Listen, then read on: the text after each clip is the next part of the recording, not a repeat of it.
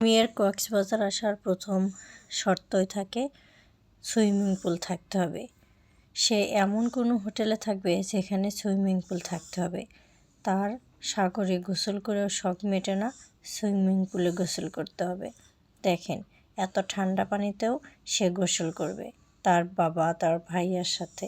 সে কিন্তু মজা করছে। সে সাগরের পানিতে নেমে আবার সুইমিং পুলে গোসল করে কি ঠান্ডায় কাঁপতেছিল। ব্যক্তি নাকি সাঁতার শিখবে, দেখেন তার অবস্থা। সে তার বাবাকে কাঁকড়ার মতো ধরে থাকে, একটু নামে না। লাইফ জ্যাকেট দিচ্ছে সাঁতার কাটার জন্য, তাও সে দেখেন ভয়ে তার বাবাকে কীভাবে আঁকড়ে ধরে থাকে। শুধু বলেছি এসো তোমাকে একটা ভিডিও করি। দেখেন সে কতভাবে এখন পোস্ট দেবে, সে কত রকমের করবে। ভিডিওতে তার প্রমাণ। ঘুরতে এসে সে অনেক এনজয় করছে, অনেক ভালো লাগছে তার।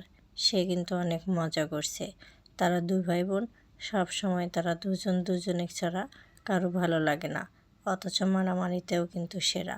সে কিন্তু অনেক এনজয়। ছাদের উপর থেকে ভিডিওটা করেছিলাম দুপুরের দিকে, অনেক সুন্দর লাগছিল। রোদে সব চকচক করছিল, ভিউটা ভীষণ লাগছিল আমার কাছে, তাই ক্যামেরা বন্দি করলাম, আপনাদের সাথেও শেয়ার করলাম। জানি না আপনাদের কাছে কেমন লাগবে, আমার কাছে ভীষণ ভীষণ সুন্দর লেগেছে। পোষা পাখি, তাদেরও অনেক রাগ। এই পাখিটা অনেক ডাকতে পারে, বাঁশি দেয়, কেউ কাশি দিলে সাথে সাথে কাশি দেয়। ঋষভ, বাবা মা এসব ডাকতে পারে, কিন্তু আমি অনেক চেষ্টা করছিলাম ডাকানোর জন্য, সে কিছুতেই ডাকছিল না। সেজন্য খাঁচায় একটা থাপ্পড় মেরেছি। এরপরে তার এত রাগ হয়েছে যে সে আমি হাত দিলেই ঠোকর দিতে আসে। পাখিটার অনেক রাগ। ফুল সবসময় মানুষের সৌন্দর্যকে আকৃষ্ট করে, সেটা হোক প্রাকৃতিক অথবা আর্টিফিশিয়াল। দেখতে কিন্তু অনেক সুন্দর লাগছে। ছেলে ঘুরে ঘুরে ফুল দেখছিল, ফুলগুলো সব অসম্ভব সুন্দর ছিল।